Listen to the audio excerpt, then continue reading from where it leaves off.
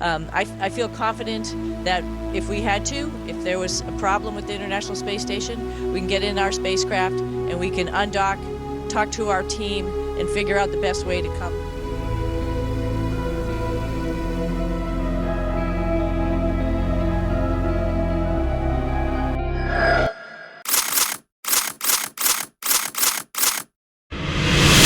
देखिए, इनका नाम है सुनीता विलियम, जिनका पूरा नाम सुनीता लिन पांडेयन विलियम है, जिनका जन्म 19 सितंबर 1965 को अमेरिका के ओहियो किंगडम के यूक्लिड नगर में होता है, जो कि प्रेजेंट टाइम में क्लीवलैंड के नाम से जाना जाता है। देखिए, इनके पिता का नाम दीपक एन पांड्या था, जो कि पेशे से एक डॉक्टर थे और साथ ही साथ एस्ट्रोलॉजी का भी ज्ञान रखा करते थे। और इनकी माता का नाम बोनी जालोकर पांड्या था, जो कि स्लोवेनिया की रहने वाली थी। और बोनी का एक बड़ा भाई भी हुआ करता था, जिसका नाम जय थॉमस पांड्या था। और मैं आपको बता दूं कि सुनीता विलियम ने मैसाचुसेट्स से अपना 10th पास आउट किया है। देखिए, ये भी कहा जाता है कि सुनीता विलियम का जो एक्चुअल में ओरिजिन है वो भारत है, क्योंकि उनका भले ही जन्म भारत में नहीं हुआ, लेकिन एक भारतवासी की वजह से हुआ, इसलिए उनका जो ओरिजिन माना जाएगा वो भारत माना जाएगा। देखिए, मैं आपको बता दूं कि दीपक एन पांड्या, जो कि सुनीता विलियम जी के पिता है, वो भारत से बिलोंग करते हैं। और ये शुरुआती दौरों में लगभग सुनीता विलियम के जन्म से पहले ये भारत के गुजरात में अहमदाबाद में रहा करते थे। और लगभग 1958 में ये अमेरिका में जाकर सेटल हो जाते हैं और 1965 में सुनीता विलियम का जन्म हो जाता है। अपने स्कूली एजुकेशन को हासिल करने के बाद सुनीता विलियम 1987 में यूनाइटेड स्टेट की नौसैनिक अकादमिक से फिजिकल साइंस में बीए की परीक्षा को क्लियर करती हैं। और इसके बाद अपनी ग्रेजुएशन कंप्लीट होने के बाद 1995 में ये फ्लोरिडा इंस्टीट्यूट ऑफ टेक्नोलॉजी से इंजीनियरिंग मैनेजमेंट में एमएस की उपाधि को हासिल करती हैं। और 1995 में इंजीनियरिंग मैनेजमेंट में एमएस की उपाधि हासिल करने के बाद लगभग 3 साल बाद 1998 में इनका सिलेक्शन अमेरिका की most stable space agency NASA में हो जाता है।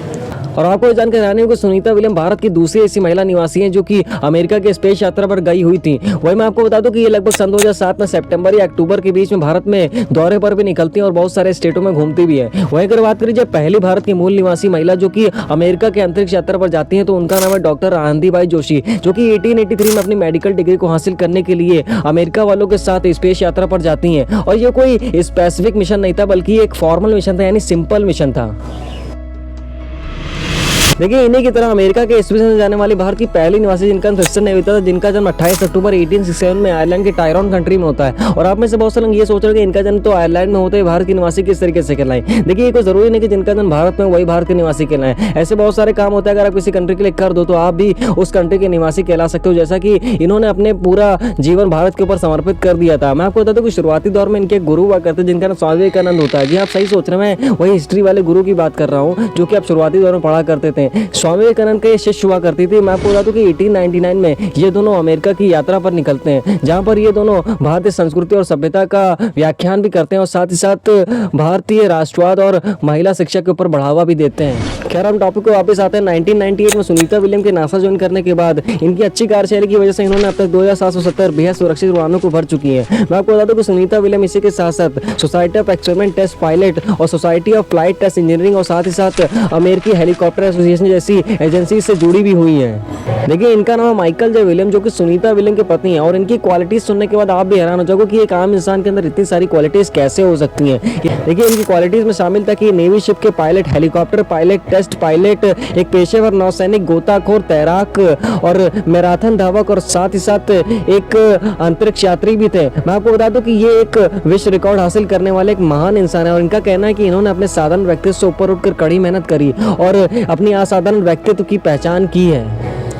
देखिए, ये तो बात होगी सुनीता विलियम को शुरुआती जर्नी की। बात कर लेते हैं कि हाल ही कुछ खबरों पर जब 5 जून 2024 को सुनीता विलियम अपने को पायलट बेरी बुश विल्मर और 7 नंबर के साथ धरती से एक और उड़ान के लिए रवाना होती हैं। और ये उड़ान कोई मामूली उड़ान नहीं होती, क्योंकि इसी उड़ान के बीच में उनका जब स्पेसशिप धरती को पार करके स्पेस में पहुंचता है, तब उनके लिथियम टैंक लीकेज करने लगते हैं और साथ साथ उनके अंदर तकनीकी खराबी भी आने लगती है। और इस सब खराबियों के बीच में उनका जो स्पेसशिप होता है पूरी तरीके से स्पेस में ट्रैप होकर रह जाता है, मतलब पूरी तरीके से स्पेस में फंस जाता है। तो अब सवाल यह आ जाता है कि धरती पर वो आसानी से लौट सकते हैं या नहीं लौट सकते हैं। तो चलिए आगे की इस वीडियो में जानते हैं कि ये सुनीता विलियम और उनके अदर 8 मेंबर्स क्या कल्पना चावला की तरह कल्पना बढ़ के रह जाएंगे या धरती पर वापस आ सकते हैं। तो चलिए आगे की इस वीडियो में जानते हैं। देखिए, दिन था 5 जून 2024 को, जब सुनीता विलियम उनके को पायलट बेरी बुश विल्मोर और 7 नंबर के साथ वो बोइंग स्टाइलर को लेकर धरती से स्पेस के लिए रवाना होते हैं। देखिए, बेरी बुश विल्मोर लगभग 61 साल का, इन्होंने अपने पूरे जीवन भर में 2 स्पेसिफिक स्पेस यात्रा करी हुई है। सबसे पहले तो STS-129 और एक्सपीडिशन 41 to 42। वहीं अगर बात करी जाए सुनीता विलियम की, तो इनकी उम्र लगभग 58 साल है और इन्होंने अपने पूरे जीवन में लगभग 2 स्पेसिफिक स्पेस यात्रा करी हुई है। सबसे पहले तो एक्सपीडिशन 14 to 15 और एक्सपीडिशन